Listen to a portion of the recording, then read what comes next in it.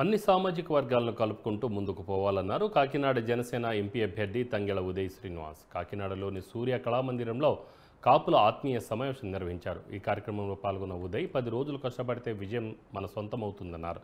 పవన్కు మనమంతా సహకారం అందించాలని చెప్పారు. కాపు కార్పొరేషన్కు ఏడాదికి 2,000 కోట్ల రూపాయలు ఇస్తానని చెప్పి వైసీపీ మోసం చేసిందని తంగెల ఉదయ్ గుర్తు చేశారు. ఈ కేర్ కనెక్టివిటీ అనేది కంపల్సరీగా మైనారిటీస్ కల్చర్ వాళ్ళు ఇదే బలంతో పనిచేసి గెలిపించాలని ఉంది. మహిళల మీటింగ్కి వెళ్ళాను, వాళ్ళు ఇదే బలంతో పనిచేసి కూటమిని గెలిపించుకోవాలని ఉంది.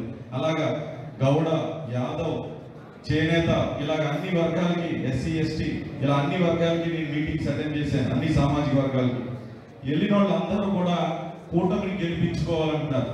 అంటే మన అందరిలో కామన్ గా ఉన్నది ఏంటి అంటే ఈ రాష్ట్ర భవిష్యత్తు కోసం, ఈ రాష్ట్ర భవిష్యత్తు కోసం.